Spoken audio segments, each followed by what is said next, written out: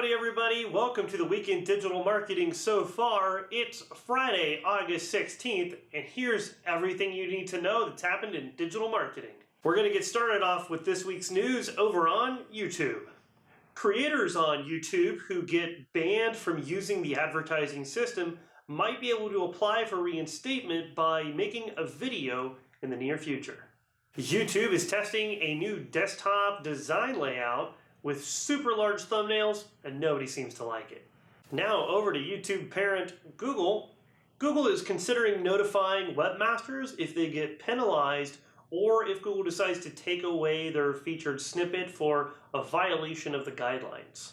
Google Chrome 76 is going to support lazy loading at the browser level. Lazy loading is when an image doesn't load on a page if it is below the fold of that page or out of the viewer's eyesight.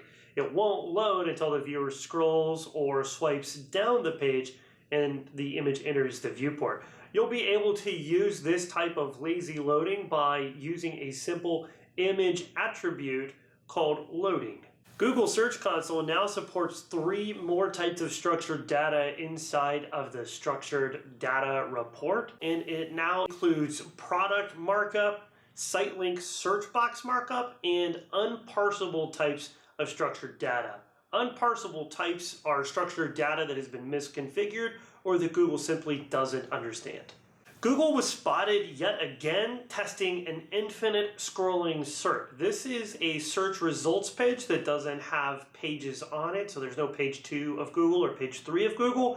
You just continue scrolling through it on desktop or on your mobile device. Up until earlier this week, hotels with a listing on Google My Business were not actually able to edit the amenities that their hotel offers. That has now changed. Google My Business was having some problems with allowing edits to hotels a few weeks ago. That's all been resolved, and now there's a new feature. So if you're a hotel owner or manager, you can actually go into your profile now and edit the amenities that you offer your customers.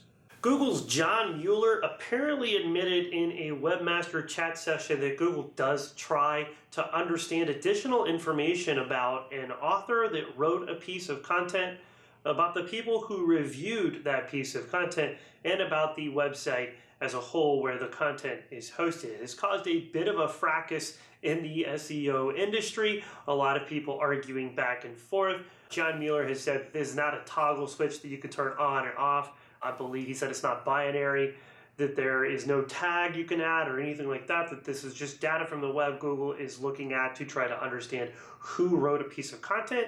The question was in regards to medical content, which makes us believe that people with a medical background that can be proven with Google looks out around the web might be more trusted when they write medical content. Facebook has had a busy week. For starters, they're updating groups, and they're actually updating the access settings for groups. So they will no longer have 3 settings. They'll just be public and private, and you can actually make a private group that is publicly visible.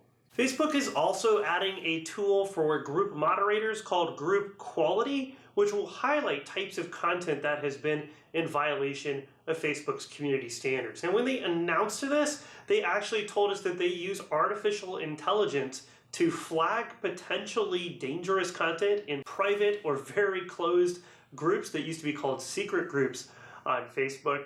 And then human moderators at Facebook actually read that content. So if you have a private or a secret group on Facebook and you think nobody can see what you're typing, you want to run, they're actually probably reviewing that inside of Facebook headquarters or their independent contractors around the world. Speaking of privacy violations, it was uncovered this week that Facebook has been paying contractors to listen into your conversations when you use the voice to text feature in their app.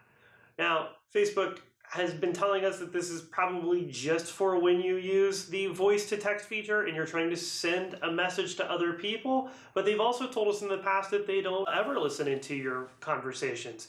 And so that turns out to be a lie. There's also a really good chance that Facebook is maintaining some sort of database of all of these voice conversations and the text transcripts of them somewhere at their HQ. Not to be left out of the subscriber revolution, Facebook is now testing video on-demand subscriptions.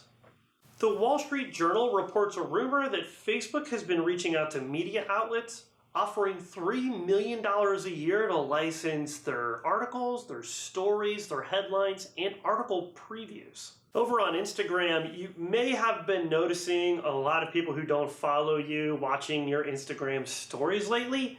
Instagram says that you can blame growth hackers for that. They are building accounts, sometimes fake accounts, or managing accounts for potential celebrities, attempting to watch your stories in hopes that you will see them, go to their profile, and then follow them back. If you see some fake news on Instagram now, you can report it, and they tell us that a certified fact checker will check that report. Brands, start your engines. Instagram now allows anyone to make an AR filter for the platform. Snapchat has announced their third generation of their Spectacle sunglasses. The third generation will be able to take 3D video and audio, and you'll be able to augment those with little images and stuff and send them to your friends, probably via the Snapchat app, if I'm guessing. The Spectacles 3 cost $380, and they're scheduled to be released this fall. A report by CNN Business says that lens creators for Snapchat, these are artists that create the lenses that people use to augment their faces, can make anywhere from $1,000 to $30,000 per lens they create for the platform. Twitter this week added a search bar for DMs. Now, it's still in testing, so everybody doesn't have it, but pretty soon you should be able to sort through your DMs. Woohoo! It's bonus round time! A 400-year-old temple in Japan is now the first temple with a robotic priest. TikTok's parent company ByteDance announced that they want to build a search engine to rival Google. WordPress's parent company Automattic purchased Tumblr from Verizon, and it's rumored they only spent $3 million purchasing the platform, which Yahoo bought for over $1 billion. Thanks again, everybody, for tuning in. I really hope you enjoyed all the digital marketing news from this week. If you did and you haven't done it yet, please go down below and subscribe. If you are a subscriber, or not, I guess, and you really liked this video, please give me a thumbs up. Until next week, keep it classy, YouTube.